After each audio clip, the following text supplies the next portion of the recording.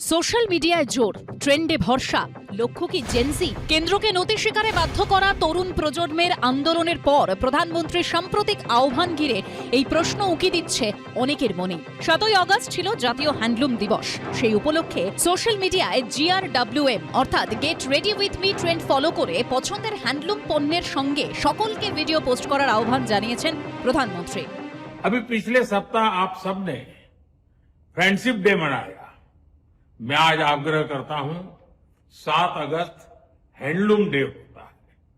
हमने इतने ही उत्साह और उमंग के साथ हैंडलूम डे मनाना है।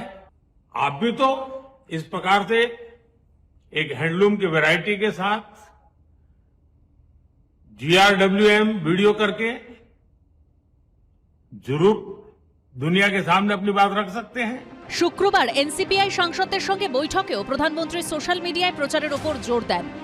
আমার যে social media Facebook, Twitter, Instagram, সেখানে কতগুলি পোস্ট হয়েছে, কত লাইক হয়েছে, কত শেয়ার হয়েছে, কত রিচ হয়েছে, একটা মার্কশিট দিয়ে বলা হলো যে আমাদের যে কর্মকাণ্ড, দেশের যে কর্মকাণ্ড, সেই কর্মকাণ্ড মানুষের সামনে আমাদেরকে তুলে ধরতে হবে। প্রধানমন্ত্রীর তরফে সোশ্যাল মিডিয়ায় জোর দেওয়া এবং হ্যাশট্যাগ বা GRWM ট্রেন্ডের উল্লেখ করে ভিডিও পোস্টের আহ্বান দেখে অনেকেই প্রশ্ন তুলছেন, তার লক্ষ্য কি জেনজি?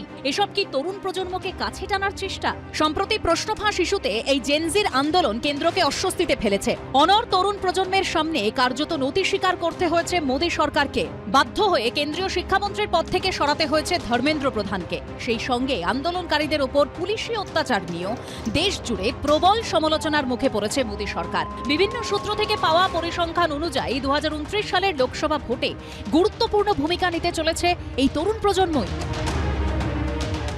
সে বছর দেশে 18 থেকে 32 বছর বয়সী ভোটারের সংখ্যা হবে মোট জনসংখ্যার প্রায় 25%। 33 থেকে 48 বছর বয়সী ভোটারের হার প্রায় 24%। 49 থেকে 64 বছর বয়সীদের হার প্রায় 16%। 65 থেকে 83 বছর বয়সীদের হার প্রায় 8% এবং 84 বছরের বেশি বয়সীদের হার 1% হবে।